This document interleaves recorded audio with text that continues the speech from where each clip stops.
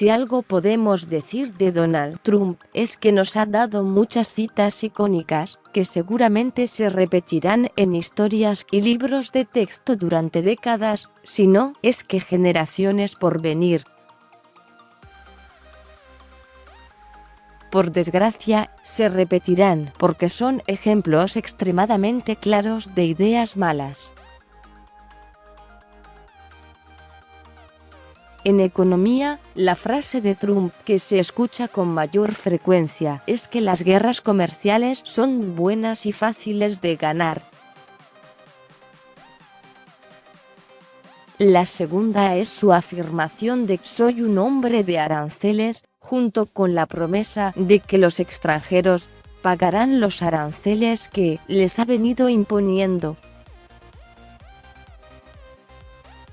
Ahora, esta última promesa es algo que podemos poner a prueba. En el curso de 2018 Trump impuso aranceles aproximadamente a un 12% del total de las importaciones de Estados Unidos y muchos de esos aranceles han estado en vigor el tiempo suficiente como para hacer una primera interpretación sobre sus consecuencias. El 2 de marzo, economistas de Columbia, Princeton y la Reserva Federal de Nueva York publicaron un ensayo académico, The Impact of the 2018 Trade War on U.S. Prices and Welfare, el impacto de la guerra comercial de 2018 en los precios y el bienestar estadounidenses, que usó datos detallados sobre importaciones para evaluar el impacto de los aranceles. Por cierto, el ensayo es un trabajo hermoso. La conclusión. En una primera aproximación, los extranjeros no pagaron la cuenta en absoluto, las empresas estadounidenses y los consumidores la pagaron en su totalidad, y todas las pérdidas para los consumidores estadounidenses excedieron las ganancias de los nuevos aranceles, de tal modo que los aranceles, en términos generales, empobrecieron a Estados Unidos. ¿Cómo obtuvieron este resultado? El gobierno estadounidense recaba datos sobre los precios y las cantidades de muchas categorías de importaciones. Muchas de esas categorías enfrentaron nuevos aranceles, pero muchas otras no lo hicieron.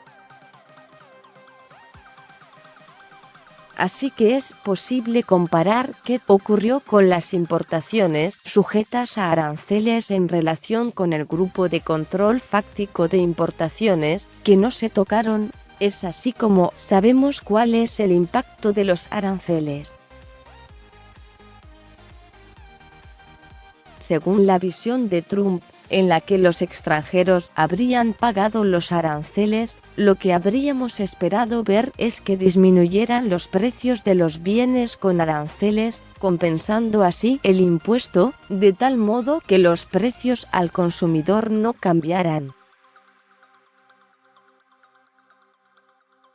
Sin embargo, en la realidad, el efecto de los aranceles sobre los precios de las importaciones no fue visible.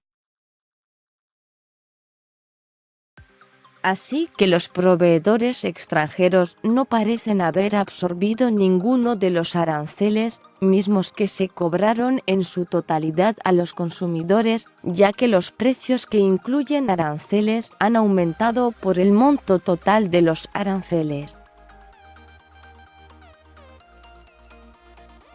Estos aumentos de precio condujeron a cambios importantes en el comportamiento. Las importaciones de los productos con arancel disminuyeron marcadamente, en parte debido a que los consumidores recurrieron a los productos nacionales, pero principalmente debido a que los importadores cambiaron de proveedores y recurrieron a países que actualmente no están sujetos a los aranceles de Trump. Por ejemplo, varias empresas ya parecen haber comenzado a comprar de Vietnam o México productos que antes le compraban a China. Estos cambios de comportamiento son la clave para la conclusión del ensayo de que los aranceles han hecho más pobre a Estados Unidos. Pensemos en el siguiente ejemplo. Antes de los aranceles, Estados Unidos importaba algunos productos de China por un monto de $100. Luego, el gobierno de Trump impuso un arancel del 25%, que aumentó el precio para el consumidor a $125.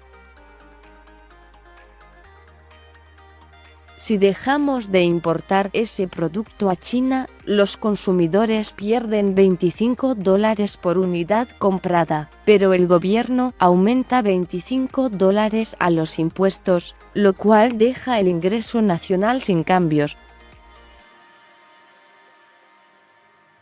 Sin embargo, supongamos que los importadores cambian a una fuente más cara que no está sujeta a aranceles. Por ejemplo, supongamos que pueden comprar el producto a Vietnam por $115.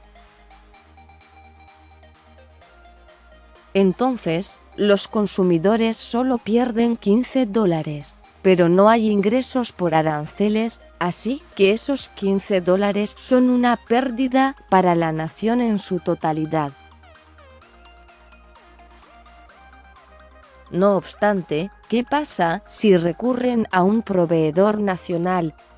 Por ejemplo, una empresa estadounidense que vende el producto en $120. ¿Qué cambio produce esto en la historia? Aquí, la cuestión importante es que producir un bien en el país tiene un costo de oportunidad. Estados Unidos está muy cerca de alcanzar el empleo pleno, así que los $120 en recursos que se usaron para producir ese bien se podrían y se habrían empleado en producir otra cosa, de no existir el arancel. Desviarlos para que produzcan lo que solíamos importar significa una pérdida neta de $20 sin ninguna compensación para los ingresos. Por cierto, en la práctica todos los empleos en la industria manufacturera generados por los aranceles de Trump probablemente se compensen con las pérdidas de otros empleos en esa misma industria. En parte, esto se debe a que la mayoría de los aranceles son sobre bienes intermedios, de tal manera que las ganancias en, por ejemplo, el acero, se compensan con pérdidas en los sectores automovilísticos y derivados de este. Además de eso, los aranceles tal vez hayan contribuido al aumento del dólar, que hace a las exportaciones estadounidenses menos competitivas. Sumando todo, los aranceles de Trump han aumentado los precios a los consumidores en lugar de disminuir los ingresos extranjeros. Se han tenido algunas ganancias, pero también ha habido lo que equivale a la evasión fiscal, ya que los consumidores recurren a otras fuentes no sujetas a impuestos de lo que solíamos importar. No obstante, esta evasión fiscal por sí misma tiene un costo, de tal modo que Estados Unidos en general se empobreció. Ahora bien, las cantidades no son tan grandes.